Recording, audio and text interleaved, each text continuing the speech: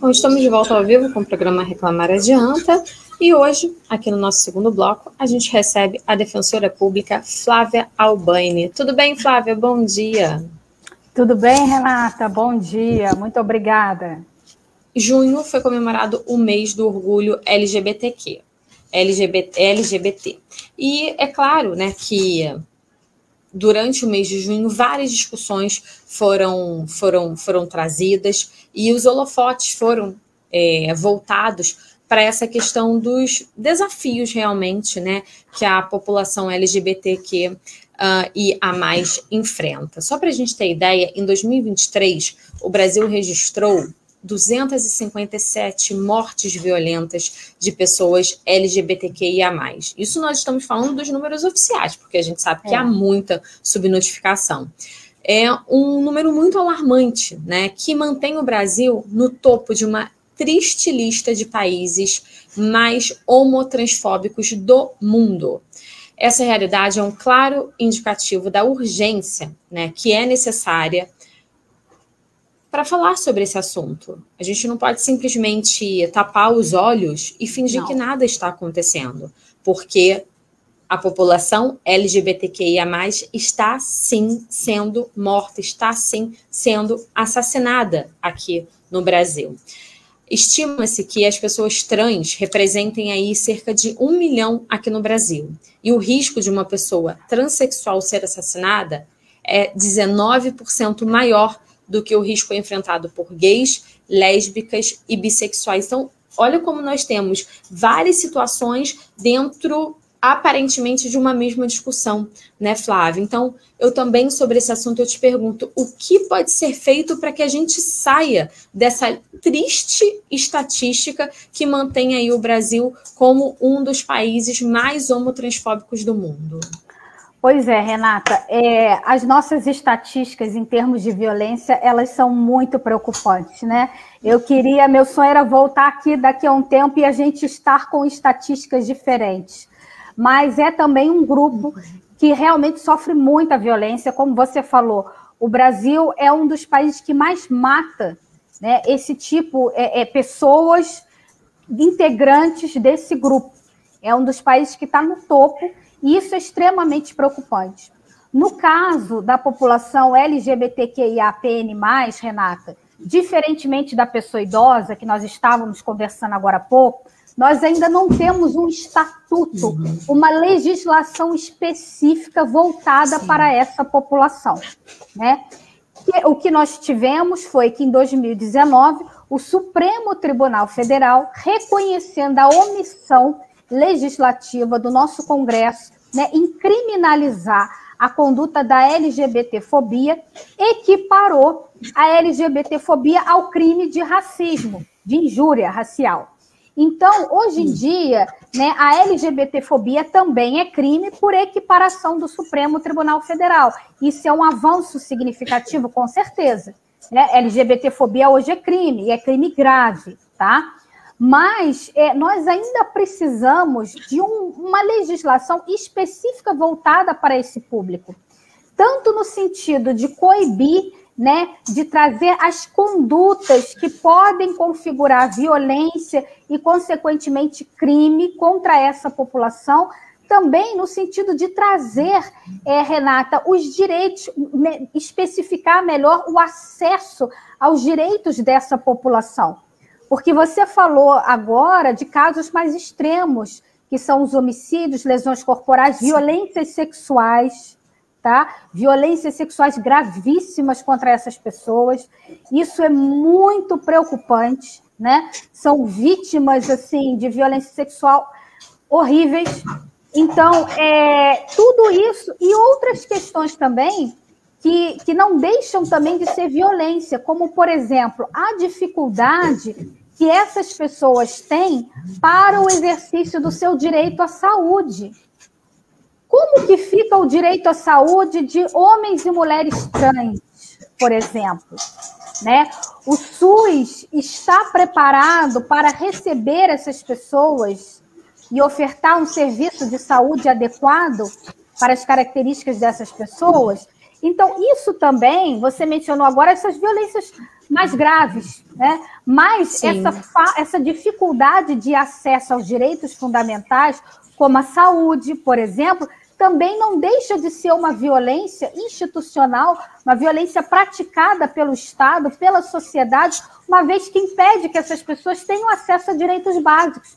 E se essas pessoas não estão tendo acesso a direitos básicos, como, por exemplo, saúde, educação, segurança pública, elas ficam mais vulneráveis a sofrer também outros tipos de violência.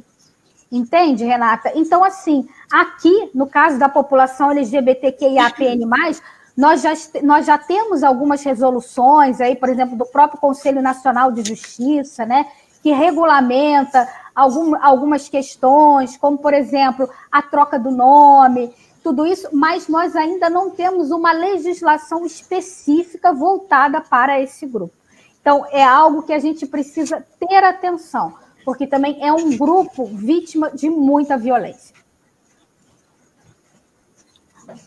Quando você fala, Flávia, sobre uma legislação específica para esse grupo, né, principalmente aqui a população trans, qual seria essa legislação especial para o público trans, né? Você já falou de algumas coisas, de algumas situações aqui que a população trans enfrenta aí dificuldade no seu dia a dia, né? Acredito também, só adicionando, acredito que também no mercado de trabalho, né, também haja aí uma discriminação muito grande contra as pessoas trans. Então, assim, que legislação que a gente precisaria? Seria uma legislação nos moldes do Estatuto do Idoso, uma legislação de amparo, de acolhimento para essa população trans?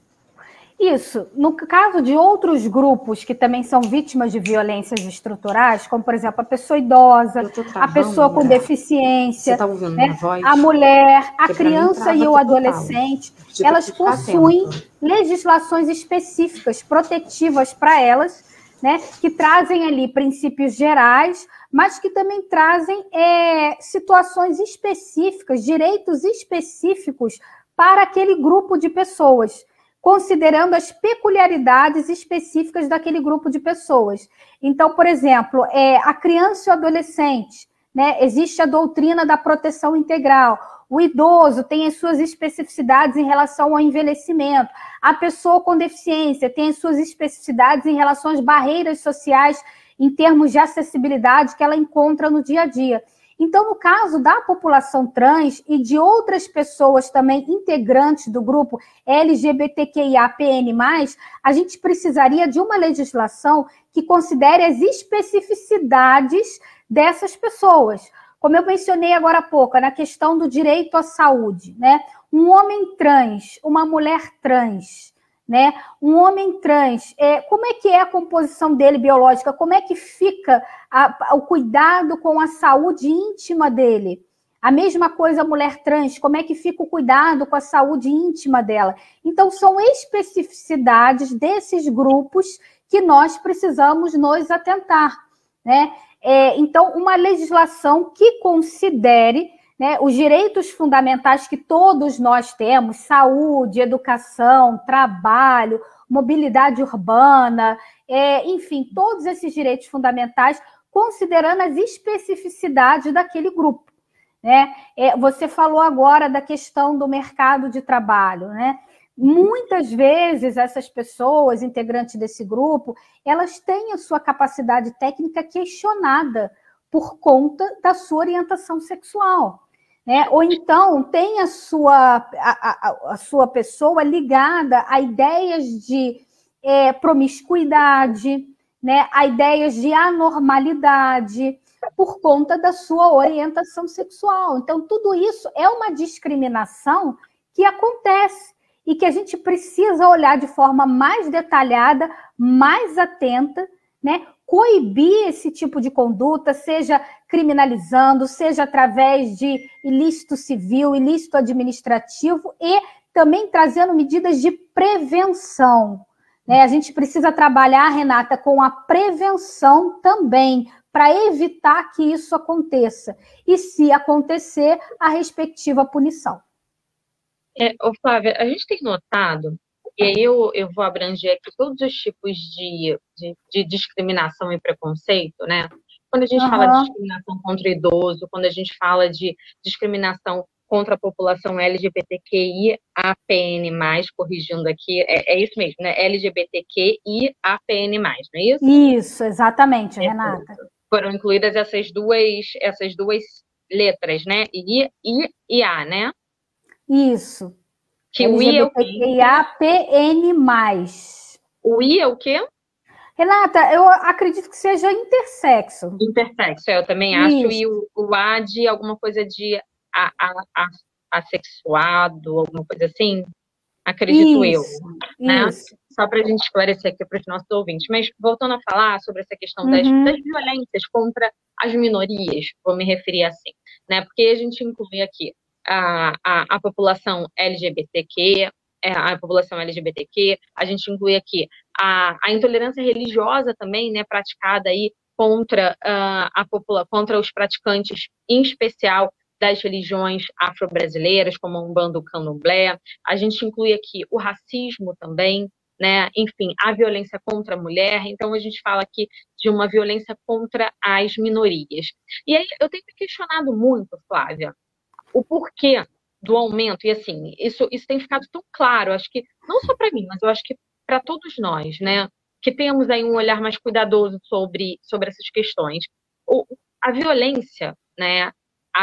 O preconceito, a discriminação, a intolerância, ela tem aumentado de uma forma tão absurda. E aí eu fico pensando o seguinte: por que essas pessoas que são preconceituosas, que são intolerantes, que são criminosas, né? Porque quando a gente fala de racismo, quando a gente fala de homofobia, a gente está falando de crimes.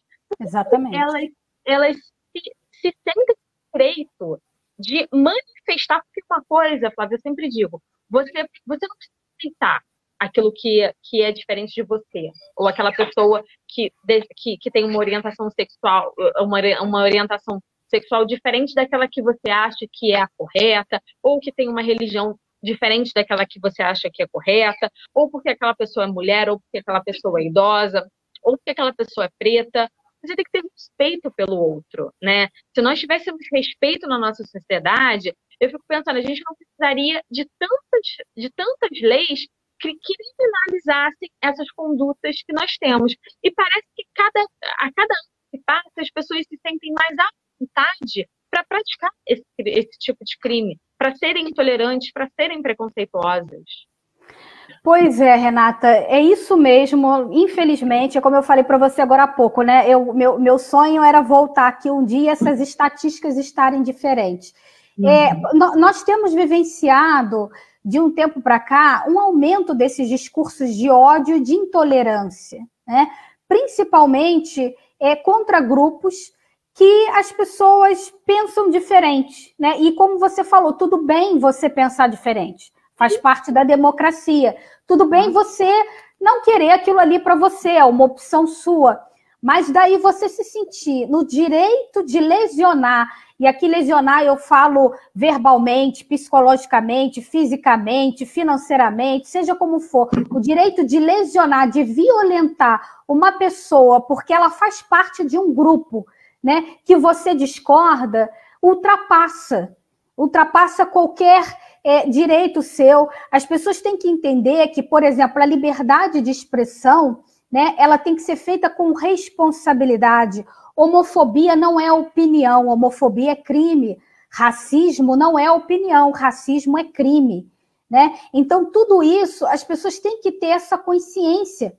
As pessoas estão se sentindo muito à vontade para violentar o outro, com esse aumento do discurso de ódio que nós temos tido, seja pelos canais virtuais, através da internet, seja presencialmente, mas realmente isso é preocupante, né? Das pessoas se acharem no direito de violentar o outro, tanto verbalmente quanto partindo para situações mais graves, como matando, né? Como estuprando, como lesionando fisicamente. Então, assim, realmente houve um aumento, as pessoas estão mais se sentindo mais à vontade para fazer isso. E a nossa luta para coibir esse tipo de violência é uma luta difícil, Não é fácil, né? É você plantar uma sementinha por dia. É isso que nós estamos fazendo aqui agora, por exemplo. Esse debate, né, que vai ser assistido por várias pessoas, é você dar uma palestra, é você ensinar para as crianças desde pequena a respeitar a diversidade, a respeitar quem é diferente, né? A ter tolerância. Então, é um trabalho de formiguinha, né? Que exige aí tempo e de você trabalhar com a prevenção, como eu falei agora há pouco, trabalhando com a prevenção, ensinando, educando. Eu acho que a educação, Renata, não é algo que a gente vai ver a curto prazo, tá? Não é algo que a gente vai ver daqui a um ano, por exemplo, o resultado disso. Mas a educação, essa conscientização, numa medida de médio a longo prazo, eu acredito que é o que possa vir a mudar isso, a educação, né? A prevenção, a conscientização. E, obviamente, em paralelo, a punição.